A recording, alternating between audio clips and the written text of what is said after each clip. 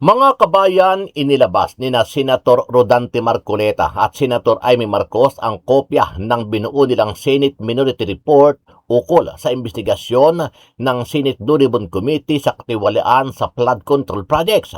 Sa 576 na pahinang Minority Report, nakasaad ang mga opisyal at pribadong individual na nadiin sa mga pagdinig. Kabilang dito sina dating House Speaker Martin Romualdez, dating ako Bicol Representative Saldico, dating Department of Public Works and Highways DPWH officials, mag-asawang Carly at Sara Diskaya, Orly Gutesa at iba pa. Inirekomenda sa report ang paghahain ng reklamo sakaling mapatunayang may kinalaman o sangkot sila sa flood control skandal. Lumagda dito sina Senator Rodante Marcoleta, Senator Amy Marcos, Senator Bongo, Senator Ruben Padilla, Senator Jingo Estrada at Senator Bato de la Rosa. Ayon kay Marcoleta, dapat tumbukin na ang pinakaulo o mastermind at tawag ng magpaligoy-ligoy pa. Ito rin ang nais ng presidential sister na si Senator Amy Marcos. Yung anticipation ko nung kahapon is more on opening a new area sana kung saan kami papunta. Kasi alam naman ninyo, matagal na namin sinasabi, dapat puntahan na natin kung sino talaga yung pinakaugat, kung sino yung mastermind. Pero kahapon nakita nyo, it was concentrated on the coordinates. Hindi dapat nakatuon lamang sa implementing agencies, sa iba't ibang kontratista, sa kung sino-sino lamang. Tama ang diin ng report na ang tanging isang komprehensibo, patas, walang takot na investigasyon lang ang makakatsak na tunay na salarin.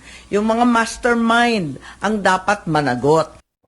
Samantala, dismayado naman si Senator Rodante Marcoleta at Senator Amy Marcos sa naging direksyon ng pagpapatuloy ng pagdinig ng Senate Blue Ribbon Committee kaugnay ng mga umano'y maanumalyang flood control project nitong Lunes, January 19. Ayon sa mga senador, inaasahan nilang sa naturang pagdinig ay masisilip na kung sino ang tunay na pinakaugat ng problema at kung sino ang posibleng mastermind sa likod ng issue. Sa halip nakatuon umano ang malaking bahagi ng talakayan sa usapin ng maling coordinates na mga proyekto. Sa kauna-unahang hearing pa lang namin sa Blue Ribbon, sinabi ko na yan, there is a problem in coordinates. Ibig sabihin, kahapon lang nila naisip na totoo pala yan. Pahayag yan ni Senator Rodante Marcoleta. Dagdag pa ng senador, mahalaga umanong huwag maantala ang investigasyon sa teknikal na detalye lamang at mas tutukan ang pananagutan ng mga taong sangkot sa umano'y anomalya, lalo na't bilyong pisong pondo ng bayan ang nakataya dito.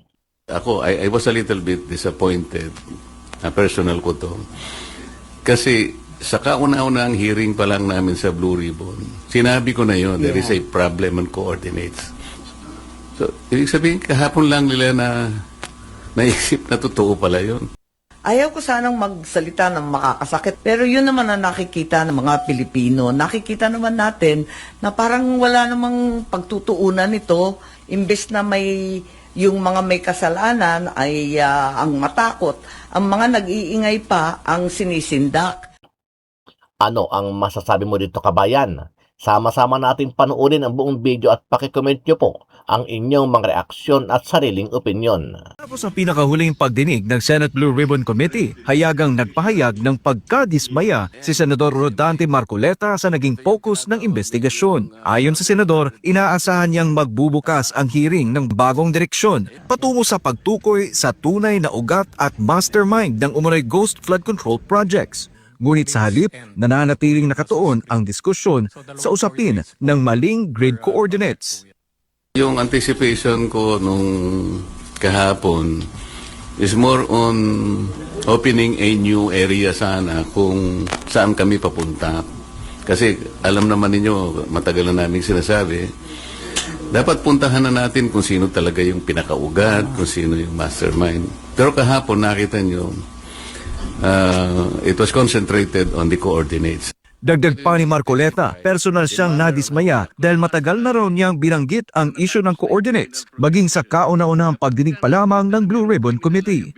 Ako, I was a little bit disappointed, personal ko to, kasi sa kauna-unang hearing pa lang namin sa Blue Ribbon, sinabi ko na yun, there is a problem on coordinates. So, ibig sabihin, kahapon lang nila na naisip na totoo pala yun. Samantala, mas mabigat ang naging pahayag ni Senator Amy Marcos na nagsabing iyon din ang nakikita at nararamdaman ng maraming Pilipino. Isang investigasyong tila nawawalan ng malinaw na tutok.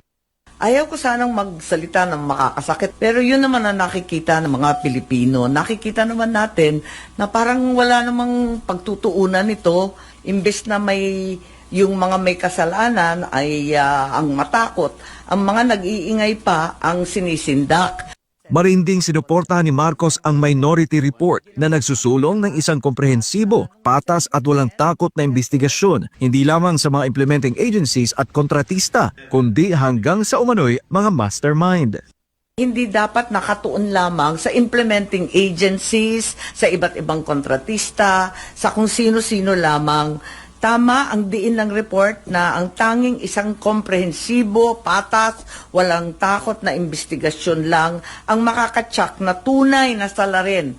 Yung mga mastermind ang dapat managot. Binatikos din ng senadora ang biglaang paghinto ng investigasyon matapos ang testimonya ni Orly Gutesa na anya'y nagdulot ng pagdududa sa tunay na layunin ng ulat ng komite.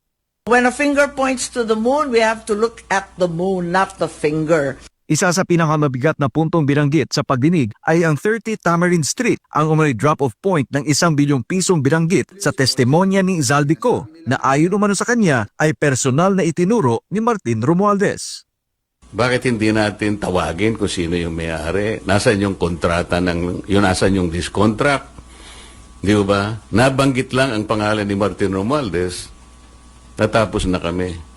Batay sa Minority Report, maraming testimonya ang nagtuturo sa isang direksyon kay Martin Romualdez, kabilang na ang pahayag ni Zaldico, Diskaya at iba pang testigo. For example, Gutesa, tinuro si Zaldico and Martin Romualdez. Si Diskaya, nabanggit din ang pangalan ni Martin Romualdez. At yung mga iba, si Alcantara, si Bryce Hernandez, pinagtuturo kung sino-sino at papunta lahat sa direksyon ni Martin Romualdez. Gayunman ikinadismaya rin ng mga senador na hindi pa rin umano na ipapatawag si Romualdez sa kabila ng mga rekomendasyon ng ICI at DOJ noong mga nagdaang buwan. So, 2 buwan nang nakaraan, ICI at DOJ, sabi, kasuhan na si Martin at si Saldi. Ang Saldi ko, kinasuhan, pero si Speaker Martin Romualdez, wala pa rin. Ang kinasuhan, sa halip kay Speaker Romualdez, sa rekomendasyon ng ICI at DOJ, ay si dating Senador Bong Revilla na naserban na ng warrant of arrest, si Senator Joel, si Senator Jinggoy. Nanindigan naman si Senator Marcoleta na handa siyang harapin si Romualdez sakaling ipatawag ito ng Blue Ribbon Committee. I really relish the opportunity that he will be invited by the Blue Ribbon Committee. And I promise you, you will not be disappointed in the questions that I'm going to ask him. Habang patuloy ang investigasyon sa Senado, nananatili ang tanong ng publiko. Tutuloy ba ang Blue Ribbon Committee hanggang sa pinakaugat ng umano'y anomalya o mananatili na lamang sa gilid ng usapin? Sa huli, inaasahan ng taong bayan na hindi pangalan, kapangyarihan o posisyon ang magiging hadlang sa paghahanap ng katotohanan. Yan ang nangyari, isang committee hearing inimbita si former Speaker Martin Romualdez. Kaya ako pumunta doon dahil doon eh. Kaya lang hindi dumating. Hindi dumating. Bakit hindi siya... Ayaw nyo bang imbitahan siya? Members of the media. Napakarami sana nating may tatanong kung sakasakaling imbitahan si former Speaker Martin Romualdez. Ang daming nagtuturo sa kanya.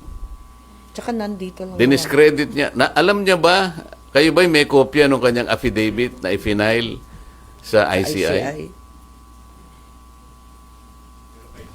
Meron po kayong nakuhang kopya? Wala. Meaning to say, the Philippine media was denied a copy of a most important affidavit or sworn statement executed by no less than the former Speaker of the House of Representatives? Sinabi niya sa ICI. Ito namang ICI, hindi ko maintindihan. Ba't hindi mo kanyo bigyan para ma-assess naman ninyo? Alam po niyo kung ano nakalagay doon? He denied control over the committees, the 80 committees of the House of Representatives. Sabi niya, I had only general supervision over them. I have no control. And then he presented the rules of the House of Representatives as to his functions and powers. You believe him? Ang dami ko sanang itatanong in relation to that allegation.